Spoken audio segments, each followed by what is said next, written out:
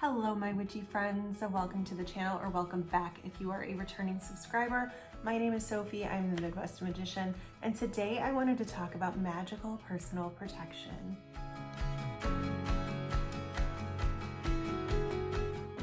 Very quickly before we start the video, I do want to add a little note in, and that is that this is a magical protection video.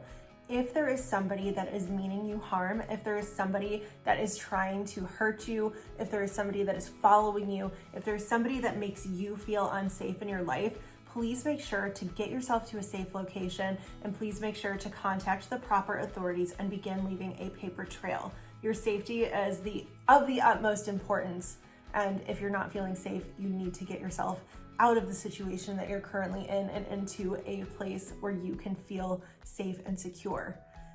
From there, you can do protection magic, but there are steps to do if you're feeling unsafe before you start to do anything magically.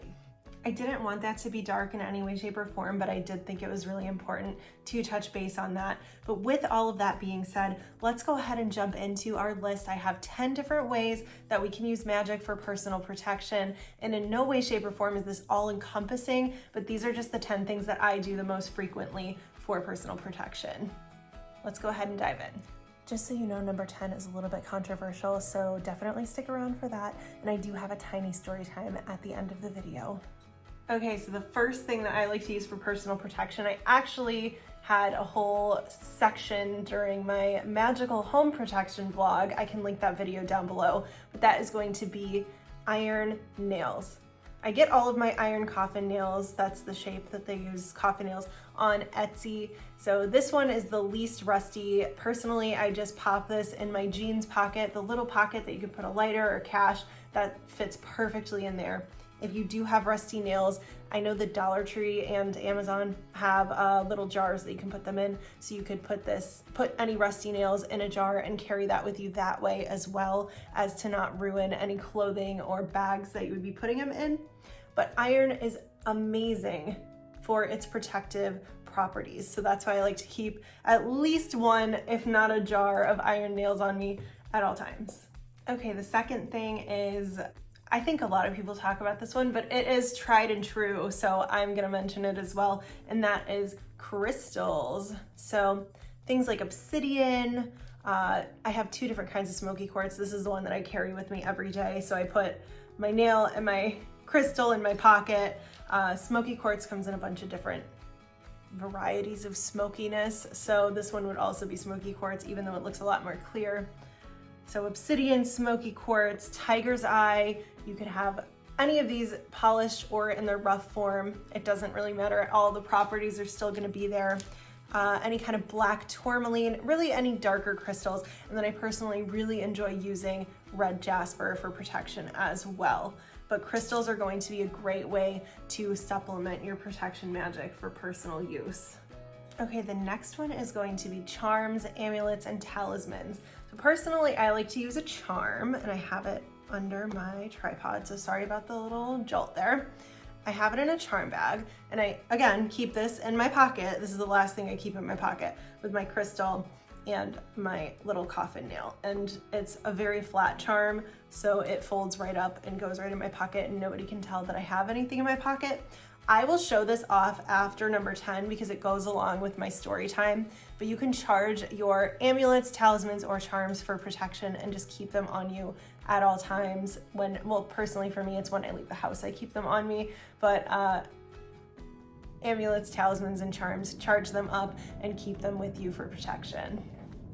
Okay, the next thing is going to be sachet bags. So personally, I love to use sachet bags. This is mine that I use in my car, and it's kind of a combination of a bunch of the things we've already talked about. So for mine, I have a big old tourmaline, I have a quartz to enhance everything that's in the bag, and then I believe there's a little tiger's eye. I couldn't tell if it was jasper or tiger's eye. It's tiger's eye, and then I have a bunch of protective herbs in here as well.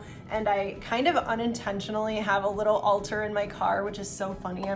I swear I'm like either a raccoon or a magpie, and I just kind of collect things, and they end up being put on this mantle in my car, and that's my little car altar. And I also, just as this isn't one of the tips, but you can use it, I have a Archangel Michael prayer card that I have on my little car altar as well, just to enhance the protection. And you can always say a prayer to Archangel Michael to keep you safe while you're driving, while you're out of the house, whatever it might be. But I love using sachet bags because then you can really, all you have to do is just charge up the whole bag again or refresh the herbs as needed. But this one I can still really smell the cinnamon in, and it has been working and feels really potent to me still, so they last quite a while. Next, I want to talk about jewelry. So personally, what I like to do for jewelry is take a symbol that is already used for protection, something like a pentacle or an evil eye pendant, and I like to charge it even further with protective energies. And an extra step, which for me, it works out a little bit differently. I'll explain after the tip. But I think having the love of somebody that cares about you and have that loving kind of protective energy from them in your jewelry is going to just add an extra layer. So I would recommend handing your jewelry to somebody that you care about to get their energy in there, get that love and protection in the jewelry. For me, it works out a little bit differently. I literally only wear like my wedding ring and band, and then this evil eye pendant. My husband makes all my jewelry. I'm not really a jewelry girly, which I don't know how that works out, but lucky him, because I'm not pestering him for jewelry like every day.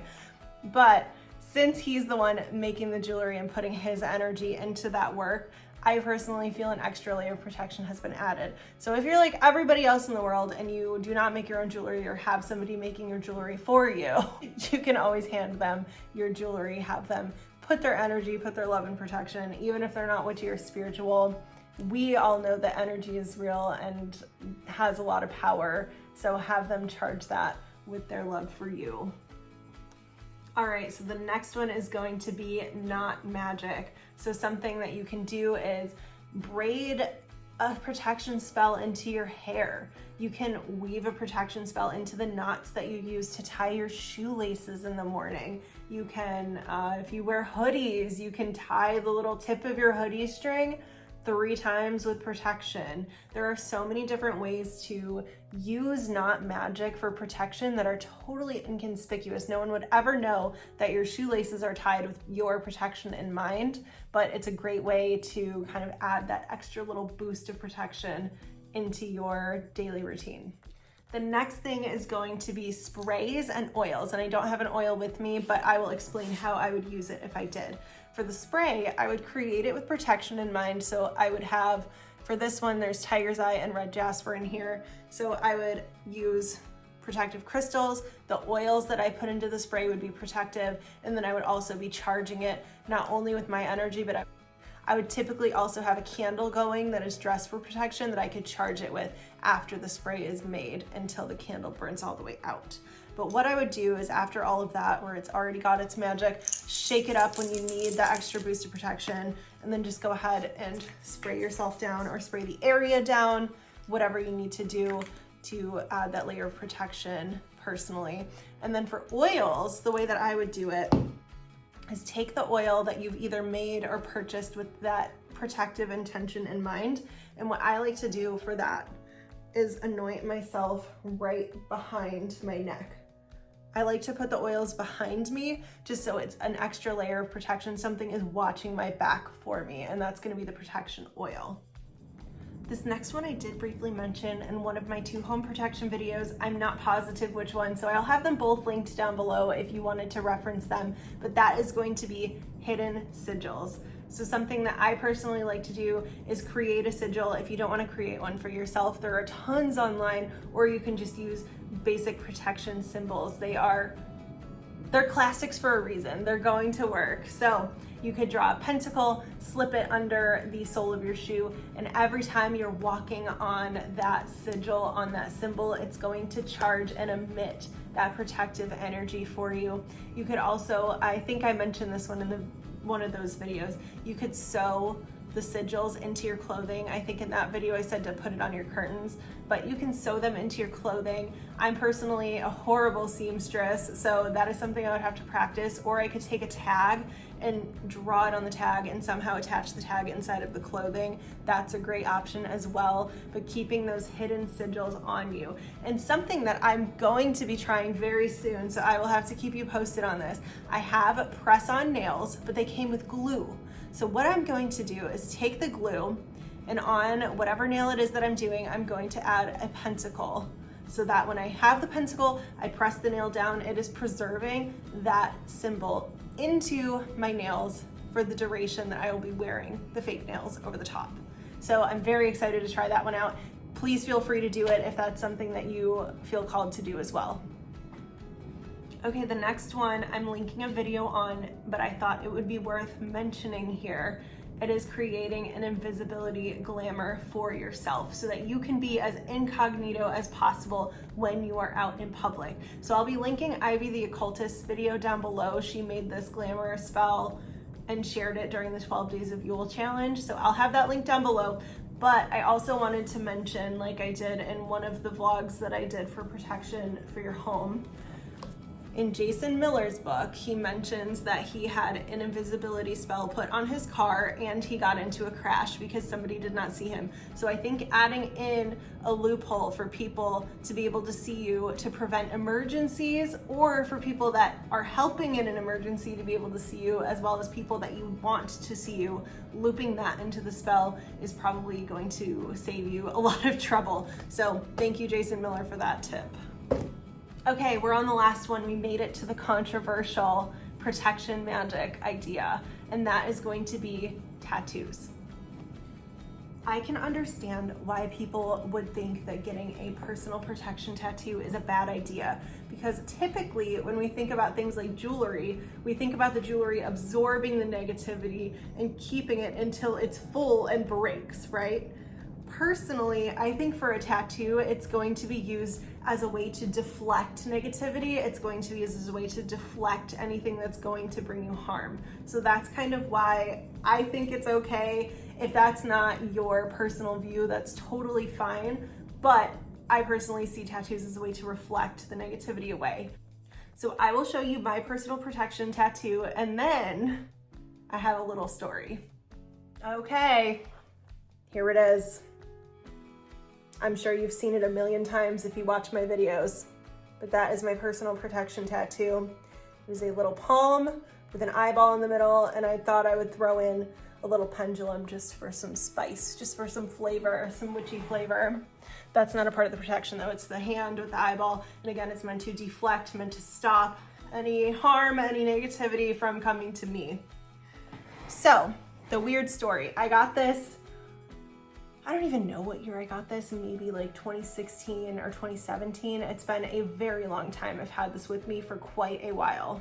So imagine my surprise when I am scrolling on Etsy just this past March of 2024, looking for a protection charm to keep with me. And I stopped dead in my tracks because you won't believe this. I just told the guy what to draw, okay? I just told him. He had no idea what it was for. I just told him I wanted a hand with an eyeball. That's it. Look at what I found on Etsy. It's like almost exactly the same as my tattoo. So naturally, it's like, well, that's my protection charm right there. How crazy. So I have my protection charm, and I have a little spell that I did. I accidentally washed it, but you know what? I feel like washing it was the way to activate it. So I feel really good about that. But can you imagine? This was from so long ago, and somehow the same protection charm made its way to me. So totally crazy. That's my cute little story time for that. So that is my list. That is my 10 different ways to incorporate personal protection. I hope you enjoyed the video.